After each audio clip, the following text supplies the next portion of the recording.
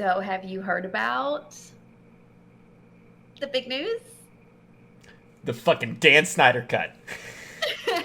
Yes, Yeah. yes, I have. I'm horrible with that, but yeah, the Dan Um, Snyder cut. I heard about it. HBO Max 2021. I heard he was doing yep. a live show with Henry Cavill. They were watching the Justice League, and they just said, "Yeah, we're gonna fucking do it." Which I heard it's 4.5 hours. Okay, so he has apparently 4.5 hours worth of stuff that has already been filmed that wasn't used. No, no, no, no. The Um, movie with his stuff in it is 4.5 hours. That's the Dan Snyder okay. cut. And from what I hear, they might splice it up where it's an hour and a Yeah. half. Kind of like episodic, which would be wonderful. I heard somebody's actual opinion on that, saying it feels like a comic. You read the first comic, you Yeah. read the second comic, and I think that would actually be wonderful. I'm looking forward to it because a lot of people aren't just requesting it for the hell of it, just because the actual final cut of it was a piece of shit, apparently. Yeah, it was. And yeah, it was. But mainly because it's it it can't do harm. It's already bad. It can't do any worse than what it Yeah, actually okay. is. Okay. So it can't do worse to the Justice League movie, which Yeah. was also just horrible. But I feel like people have put so much hype behind it that how can it possibly live up to that? Like, Cyberpunk how can it 2077.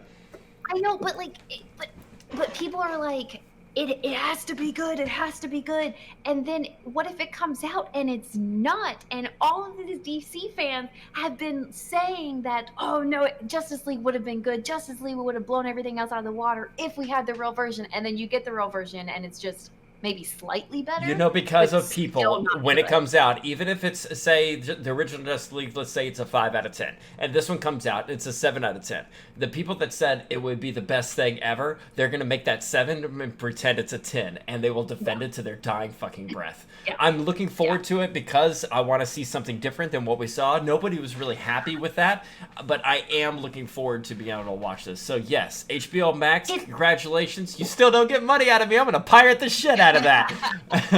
But I'm looking I forward to it. like it.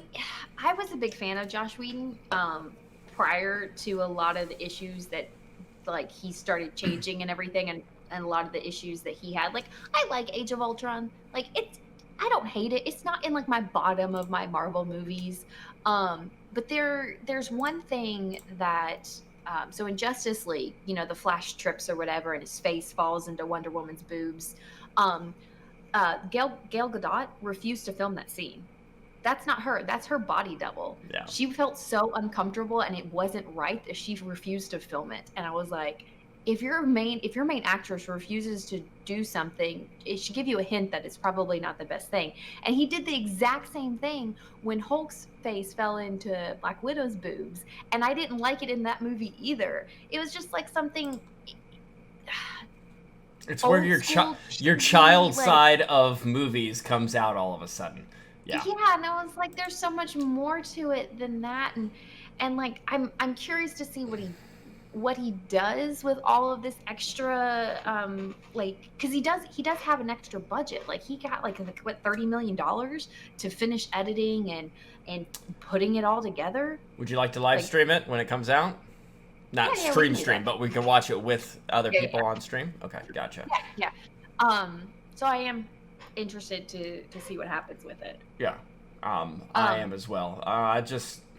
I think it's great that it's happening, but it's fearful, mainly because then if you have enough people bitching and complaining, they get their way. I deal with yeah, customers all the time, and you do not do that. If a child is crying because it wants a fucking cookie, you know what you don't do? You don't give them give the it. fucking cookie. So I think they held off long enough, and I think that it died down enough where it was a big thing, big ordeal, you know, hashtag release the Snyder Cut, and everything calmed down enough where this isn't the same thing. But I do think the developer and people in the future need to watch it. Especially you're seeing people have more of a pull over movies. So far it's been good, but it can be a negative situation. Look at Sonic, for instance. It was so But bad that people forced it to yeah, happen. It was a good thing that it happened, but you also need to be wary about the masses because let's be honest, in the past few months, we've looked around and understood that the masses are usually fucking stupid. So You need to watch out for that situation. This is something I look forward to, but I don't want it to be a continuous thing. Yeah, yeah. I'm worried that it's not going to live up to the hype. That's my biggest concern with it. So I'm going to try not to get my hopes up. Mm-hmm. So I can be pleasantly happy with it. If my hopes are up very high, where it's going to be like, this is going to write the Justice League, this is going to be an awesome movie, and then it's not, because I don't know what parts of the original Justice League movie were Snyder and which parts were Whedon. Yo, you haven't dove into all that stuff then. I've No. dabbled in it. It's a different fucking movie. Oh yeah. Yeah, so Okay. I'm looking forward to it. Yeah. Another side note, I know you don't care about CW shows, Oh my god. but Really? just want to feel, because it's talking about, so most of the network televisions have not released their fall 2020, spring 2021 schedules. Normally by now at this point, we already have schedules lined up for the fall shows. We already have new trailers for new fall TV shows, all of that. Most of the network television shows haven't done that yet. The CW was like the first one to officially release their plan. So what they're doing is, so like there were many shows that didn't get to finish filming. One of them was Supernatural. Now I know you don't watch Supernatural. It is a big commitment because it's 15 seasons. I love Supernatural. I'm very sad that they haven't got to finish this last season. Apparently, they're going to come back and finish filming the last few episodes to air those in the fall to actually wrap up the 15 long decade of the show. They also are not going to start their new shows or bring back their shows until January of 2020. So they are pushing their season or their shows back. Normally they start in October anyways. Most of their networks start in September is when August, September is when most shows come back in the fall. That won't happen. But I know with the CW, they're bringing most of their shows back in January, and they're putting some of them on hiatus where they'll come back in the fall of 2021. They did pick up a couple of weird shows, which I thought was a great business decision. Swamp Thing from DC's Universe, the streaming. It only had one season on DC Universe. The CW has picked it up. They're going to air season 1 in the fall, so it's new content for the network, and then they'll be able to see if it's worth going into a second season in 2021. They also took Tell Me a Story from NBC and airing new content on the CW, and then see how it goes for the next season. So I think they're being very smart with it, where their network is getting a lot of new content, and then their flagship shows will come back in January 2021, and then fall of 2021. Two things. Number one, thank you for your update on the CW, because you know me, I don't give a shit. But Ninja specifically says the first 6 seasons of Supernatural are so good, so he backs you on this. Thank you. Number two, Ninja, go ahead. No, go ahead. I was going to say, Ninja, I completely agree with you. It was like Supernatural is awesome, and then it just jumped up a little bit. But yeah, the last couple of seasons have been not so great. I'm excited to see how they wrap it up. But yeah, season, I think 4 and 5 were my absolute favorite of all time. Number two, since you went on a wonderful rant of information about the CW, you can have that. I'll go ahead and take that rant about Star Wars now, so you can shut up for a few minutes while I talk about Mandalorian Season 2. They're getting Ahsoka in Season 2. Ahsoka also is getting her own show on top of that. The boots that we saw with the spurs at the end of the one episode with what's-her-name from Agents of S.H.I.E.L.D. being killed on the ground, that was confirmed Boba Fett. I mean, I'm looking forward to what Star Wars is doing with this, because they realize, hey, this is going well. Also, there was a interview with, I don't know his fucking name, somebody can feel free to update me on this, but they did an interview on it which gave me a new perspective on the prequels. You're not a fan of the prequels. I'm a huge prequel memer altogether. Prequels. Okay, you've talked crap about the prequels in the past, because I've actually called you out on that. Okay. No. I like the prequels. I have certain issues with the prequels, especially when I rewatched them. But no, I like the prequels. Did you hear? There was I don't know his name, but the way he described the relationship between Qui-Gon and Anakin. Hold on. Who is this person? Is he a writer? Is he a director? I don't fucking know. He's in the room with like Kathleen Kennedy and all these people talking about Star Wars and Mandalorian Season 2. Okay. Then He's an official dude. Hold on. it's not Jon Favreau. It's going to be Filoni, which is Filoni is Jon Favreau's right hand man, and Filoni is very, very, very much into the Star Wars universe. Has been in it for a while. Very true to the Star Wars universe as well. So I'm pretty sure you're talking about Filoni. But go ahead. I'm not gonna say it's floaty at all, because if I'm wrong, then I'm giving credit elsewhere. So I would go back to my original statement and say somebody within the Star Wars universe is talking about this. And if you give me 20 seconds here, and you feel free to clip this out, I'm gonna find it and we're gonna play it, and you can see what I'm talking about here. So give me a few moments.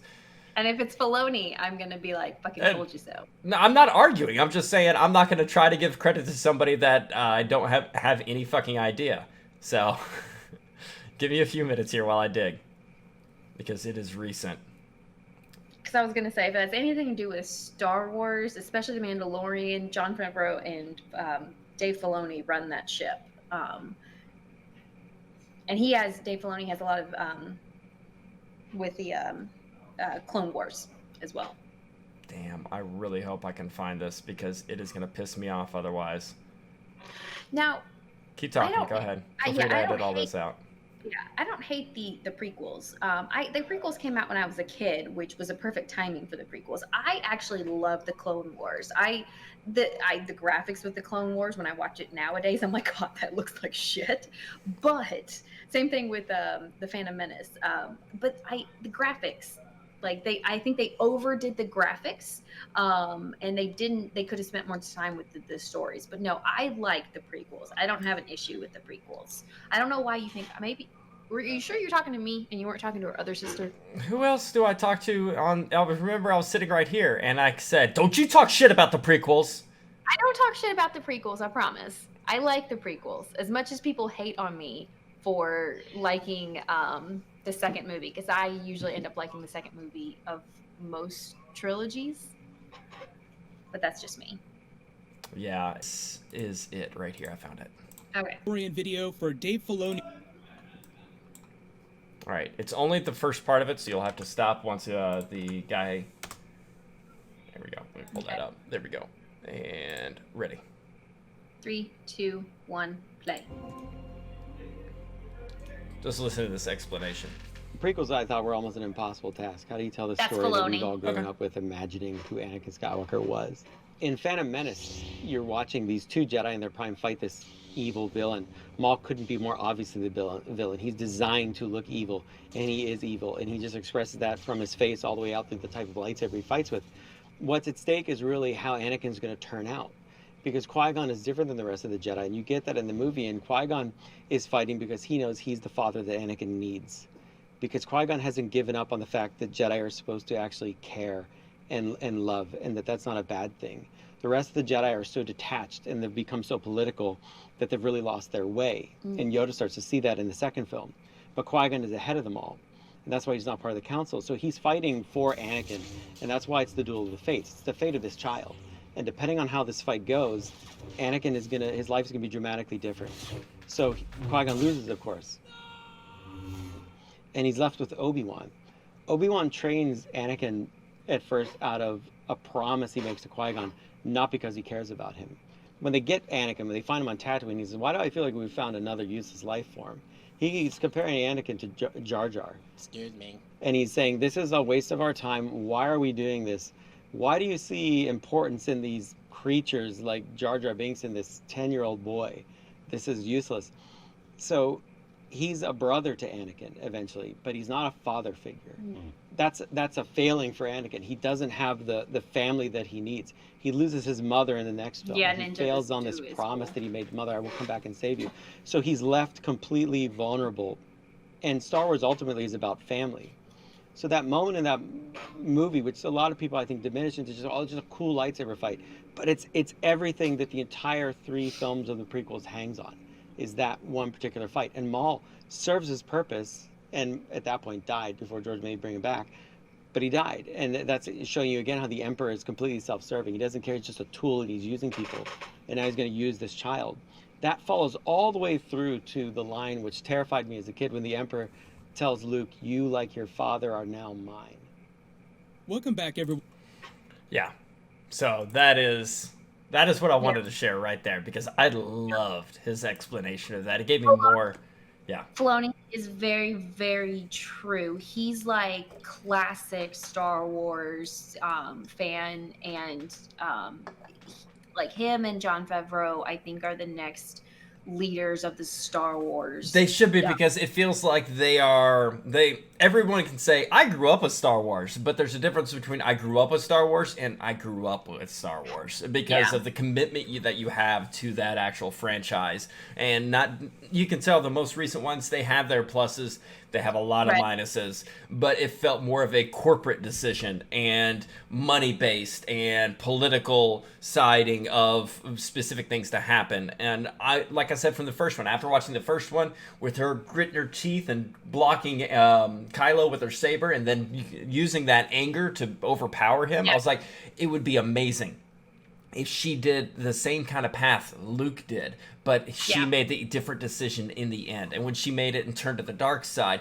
that would be a wonderful story, because then you'd have two different paths that kind of went the same route that chose different ways. But, you know, Disney won't do that to their princess. And that's why I feel these two guys, I love what they say every time they open their mouth and every time they talk about it, because they have a passion for not just the history, but the lore. Right. So Dave Filoni, to give you a little bit example, so Star Wars Rebels, The Mandalorian, these are his writing. Like, so he wrote for Star Wars Rebels, The Mandalorian, Star Wars Resistance, and Star Wars Clone Wars. So he's been a writer on all of those, which I feel like have been very true. I believe he's writing one episode of season 2 of The Mandalorian, as confirmed right now. Two episodes. He has episode 1 and episode 5. He's the one that molded. Director of episode 1 and episode 5. He was the one that molded Ahsoka, so expect Ahsoka in episode 5. To be honest with you. Yep. But I wanted to share. I wanted to share, since you wanted your CW thing. I wanted to talk a little bit about Star Wars, because this is always. I'm literally. Any news that comes out, like, we're grasping for news articles about the entertainment, movies, and TV shows. I'm like, please give me more.